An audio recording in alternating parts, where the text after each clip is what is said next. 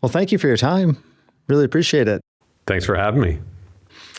You know, it's so interesting because I think people think breath and they think it's just this reflexive thing that we do, and the idea that we could be doing it wrong or that we could at least be doing it better, I think it's inherently fascinating. That grabbed me out of the gate when I was reading your book.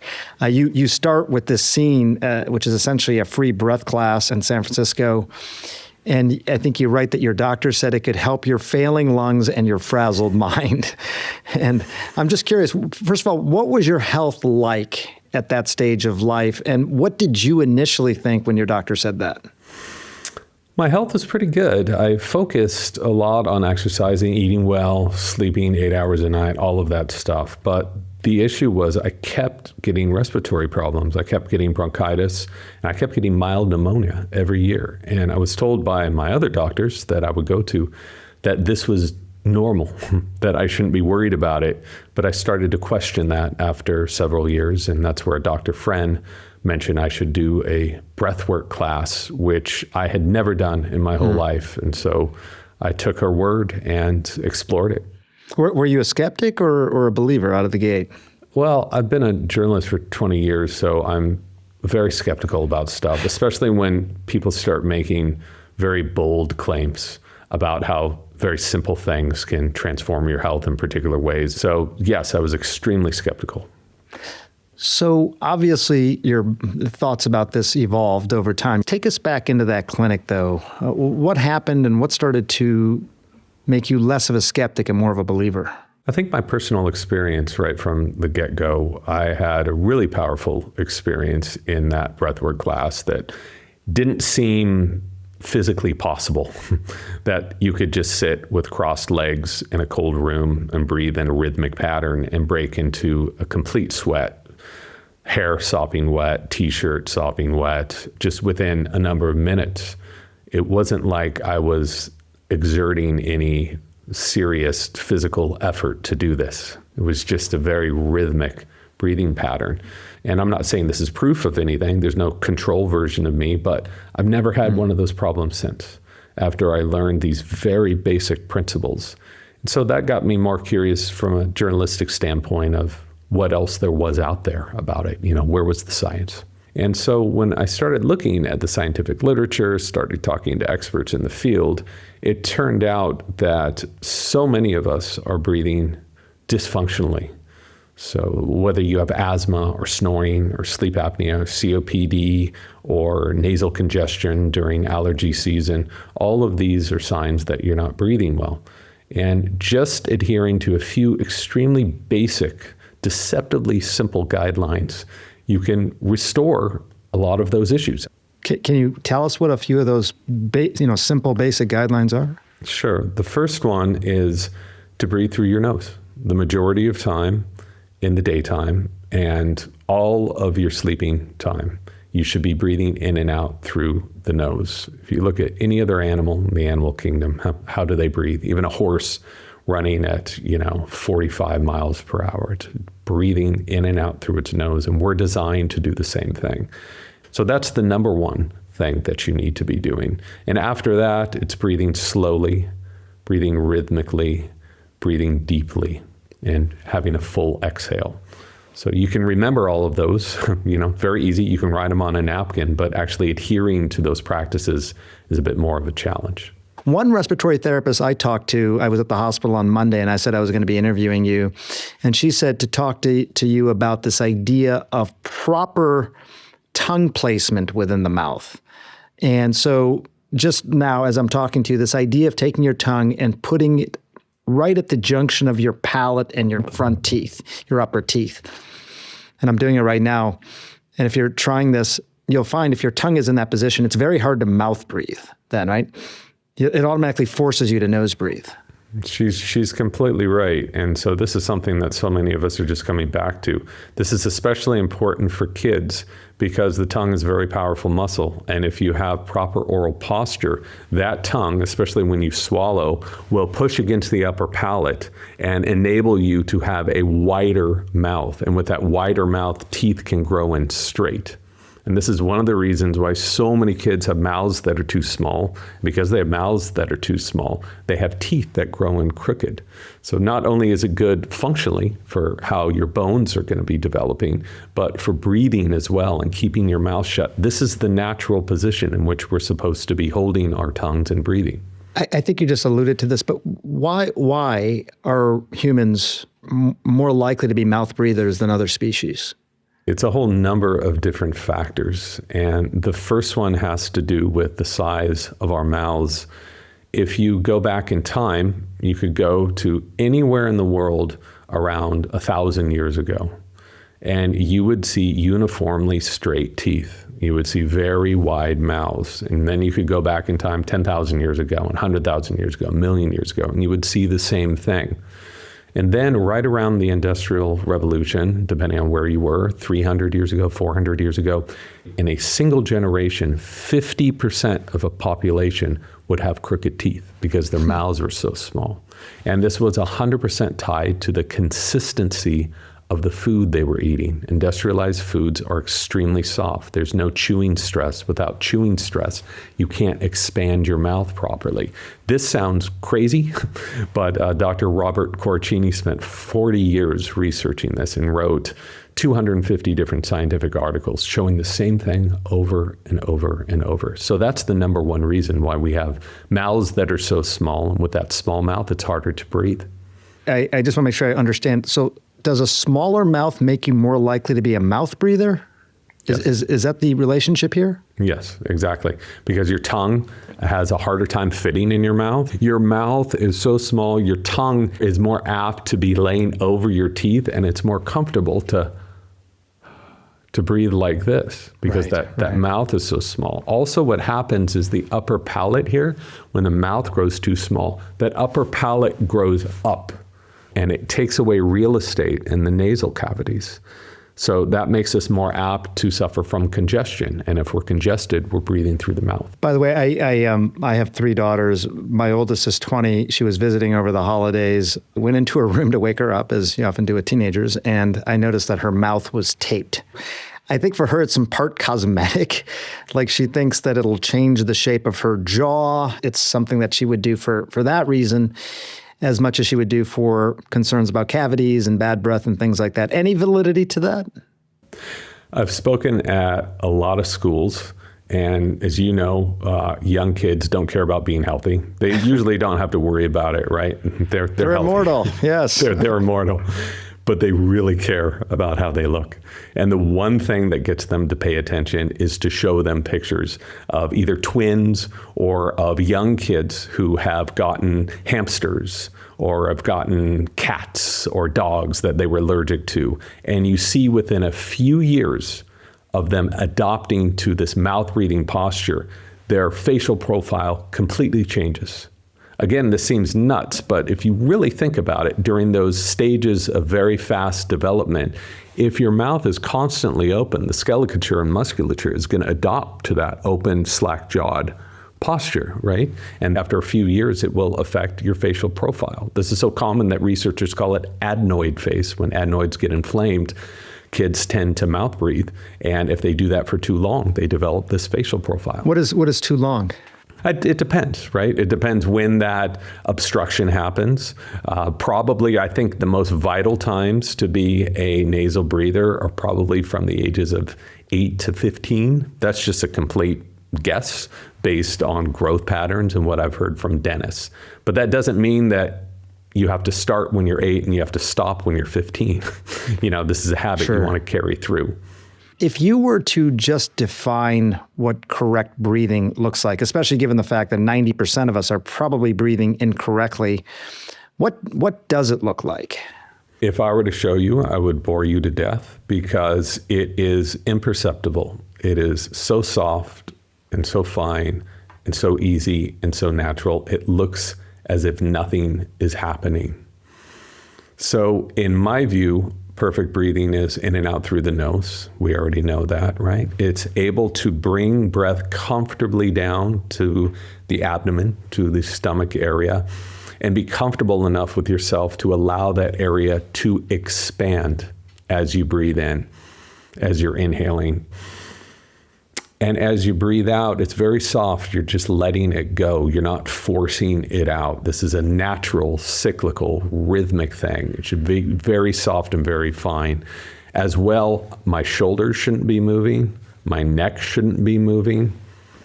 I think everyone, including myself, is trying it right now. I'm doing that. Maybe it sounds silly to anyone who's listening, but it shouldn't, because it is so fundamental to get breathing correct. I was really fascinated. I consider myself at least an amateur athlete. I work out every day. I remember when I was cycling up this hill once with somebody who was a really good cyclist, and I was clearly getting to that point of suffering up this hill on my bike, and I started to breathe in through the mouth. And he basically came up behind me and he said, "Okay, stop that. You're going to tire out really quickly. Just try breathing in through the nose." But I think there's this tendency to, when you're in the middle of something really intense, to start really trying to feel like you can get as much air in as you can, and that would be through the mouth. But why is that not correct? It's not correct because for most of the time exercising, breathing in and out through your mouth is not going to allow you to upload more oxygen. So if you're just breathing over and over and over, you are allowing all this air to come in. For one, you're not using it because you're just bringing it into the throat, into the bronchi, into areas of the airway that do not participate in gas exchange. That air never gets into your blood vessels.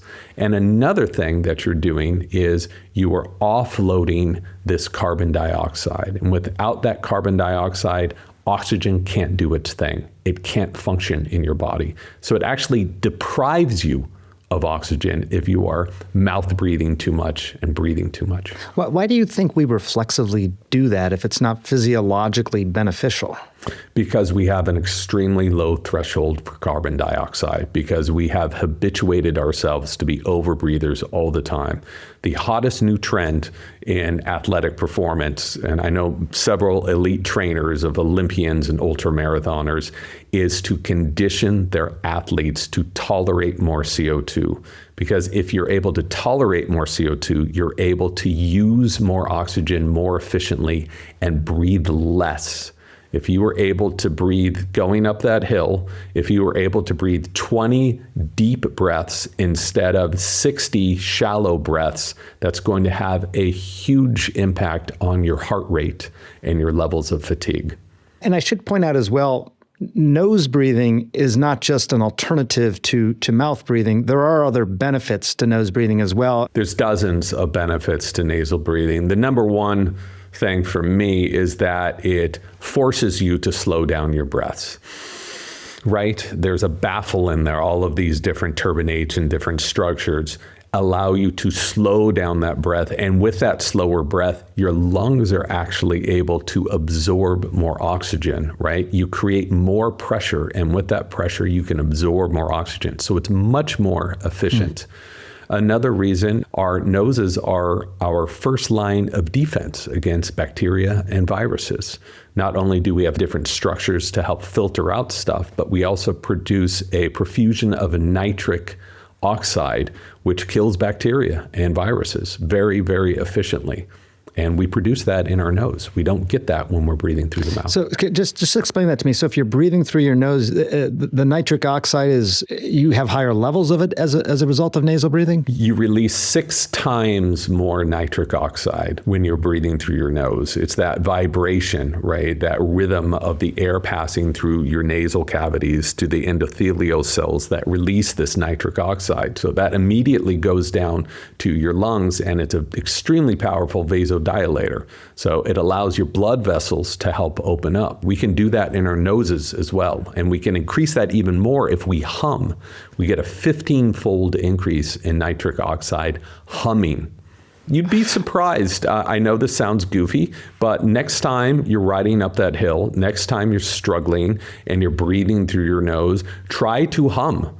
and that this isn't some sketchy thing. There is biochemistry behind this, and it absolutely works. And that's what a lot of athletes are starting to do now. I love this book. I really do, because these are basic things that you can absolutely immediately incorporate into your life. It's quite remarkable. You know, this is something that you really started to highlight in the newer version of your book, the paperback version. I wonder if you can talk about that. Basic fundamental concepts around breath might have impact on things like anxiety and ADHD even. What did you find there? I had heard whispers of this for the 5-6 years that I was researching this book, but it wasn't until I went on the road and started speaking at conferences that I heard the real story. And it was shocking when I heard it. And so I went back and researched it for a couple of months, and what these people had told me was true. And it's that kids with ADHD also suffer from sleep disordered breathing. What sleep disordered breathing is it's choking on yourself when you're breathing, sleep apnea. It's also resistance when you're breathing. It's snoring. It's all of these different things. So a lot of people say, well, you know, what came first, the ADHD and then the sleep disordered breathing, or the sleep disordered breathing and the ADHD? From the researchers I've talked to, they say one of the number one causes of ADHD, the causes of it, are kids having sleep disordered breathing. They said this is the main driver behind ADHD. What happens is a kid doesn't sleep at night. They're struggling. They're stressed out because they're choking on themselves all night long. They wake up, they're extremely tired, right? This goes on for weeks, then it goes on for months, then it goes on for years. And when we're sleeping, we're restoring, right? And if our brains don't get that, they're not able to develop properly. So that's what this growing group of scientists is saying, that this is the thing. And from what I've seen, nobody's looking at this. So what are we to do with that information? I as you're talking, I'm just thinking even my youngest daughter, who's 16 years old, you know, when I see her sleeping, sometimes I do see her mouth breathing. I'm not a doctor. I'm not here to recommend anything. All I can do is tell you what I've learned from the real experts in the field. And Christian Guilleminault at Stanford studied this stuff for 40 years and has something like 500 different studies on the effects of poor breathing, especially the effects of poor breathing at night and what it does to your brain and what it does to even your ability to grow to a certain height. So because we release human growth hormone at night, right? And if we don't enter those stages of deep sleep, we're not going to grow to our full potential. So that's who I learned this from. Specifically, what do you do about it? First of all, you need to diagnose it, just as you're doing. Is there a problem? Can you hear your kid breathing at night? If you can hear your kid breathing at night, that means there is some resistance to their breathing. They should be silent. Their lips should be closed. They should be breathing in and out through the nose. Once you diagnose this, then you're able to address where is the problem. And then there are different solutions depending on the issue there. But I cannot tell you, after talking with dozens and dozens of these people that are trying to get this word out, this can make such an enormous difference to a kid's cognitive abilities, to even their ability to physically grow, to their epigenetic potential, that I'm trying to talk about this during every single talk I do, whether it's a lecture or whether it's a podcast, because I think it's that important. Yeah, and I think this point that you've raised a couple of times, because I think the mind immediately says chicken and egg. Is anxiety driving this type of breathing, or could breathing be driving a higher likelihood of anxiety, ADHD? Look, I think about this all the time. And the idea that I would say, hey, look, proper breathing can increase your nitric oxide, could increase the amount of growth hormone you have, could physically change how you look. And some of that can be addressed by the foods that you eat, but also by something that people might think is silly, but even you do it, which is this mouth taping. I don't want to make too much of that, but at the same time, I don't want to ignore something that people have maybe dismissed as too gimmicky. The mouth tape thing is, now you can see people are fascinated by this because it seems so sketchy, and yet there seems to be a pretty solid foundation of science and reasoning behind it. I don't want to say everyone should go out and mouth tape. It's not going to cure everything for everybody. I would never say that. It is one of many tools you can do that some people can do to help improve their breathing, specifically to help make nasal breathing a habit so you don't have to think about it. One of the things that I've told so many people that if you want to experiment with mouth taping, do not run out buy tape and try to do it at night immediately. You have to acclimate your body to this. So you wear it for 20 minutes while doing the dishes or watching TV or answering emails. Then the next day you wear it for half an hour. And then over 2 weeks, you see how your body is feeling. Then experiment with napping with a little piece of mouth tape on, and then work up to sleeping with it. So I think so many people want to jump out and go from 0 to 100, and it's a bad idea. Yeah, I totally hear you, and I want to make sure we emphasize this point in the podcast as well. We're not suggesting that either, but I think part of the reason these things take on such fascination is because they're so accessible, and people want quick fixes, and I get that. I'm the same way. We realize there's a certain amount of work involved, especially if you're changing something as fundamental as what we're talking about here. You said this really interesting line. I think there are as many ways to breathe as there are foods to eat. And in the book, which everyone should get, there's this appendix that's essentially breathing methods that you've explored in the book. And I'd like to throw just a couple of scenarios at you and just see what breathing technique you might turn to in that situation. So let's say you're getting ready for a first date. What is the breathing technique you might use then?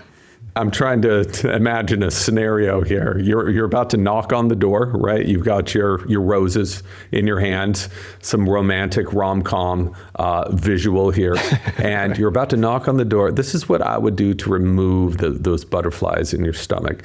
I would relax your shoulders, inhale, pause, inhale again, pause, inhale again, pause, inhale again, pause, inhale one more time, and just let it out, calmly out. And do that again, inhaling, pause, inhale, pause, inhale, pause, inhale all the way up, and just let it out. Now, if they see this all happening on the Ring doorbell, you'll have some explaining to do, maybe. I think you can do this.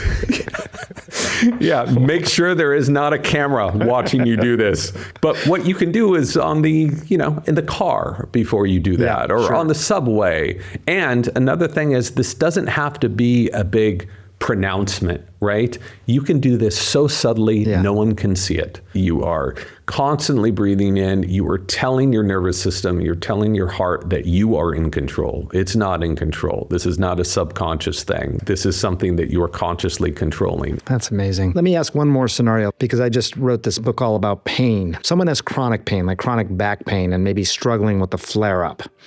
I see this even in my own practice where people, like, their breathing changes as a result of pain. What is the recommendation in terms of breathing techniques there? I think pain is extremely complex. I'm glad you're writing a book about it, because I don't think anyone really has their head around properly how to manage people with chronic pain. I know a few people who got in very serious car accidents who are now living with chronic pain. It's very difficult for them. So I think the idea that when you are having a flare-up, your nervous system is reacting, right? You are entering a state of stress, is to try to turn that around. Just like if you suddenly hurt yourself, to hyperventilate is about the worst thing that you can do. You have to remind your brain and remind your body that you're in control. Several people that have suffered from autoimmune diseases, including people who have suffered from chronic pain, have discovered that using these vigorous breathwork techniques like the Wim Hof method, which is actually an ancient technique, he just put his name on it, or holotropic breathing, these very vigorous techniques can be beneficial. There's one called Sudarshan Kriya from The Art of Living that has been shown to be very beneficial. Will it work for you? I have no idea. But again, these things, for the most part, are completely free. And the only negative side effects are that you may lose 10 minutes of your time doing them. Well, a lot of people read your book, I will say. And I mean, look, I'm not just saying this because I'm talking to you, but the fact that my 20-year-old read your book, she's in college, she's got a lot of things going on, and she read your book. So, for what it's worth, you got a fan club within my own household. So I congratulate you for that and writing the book, and thank you for spending this time with us. I learned a lot. Thank you very much for having me.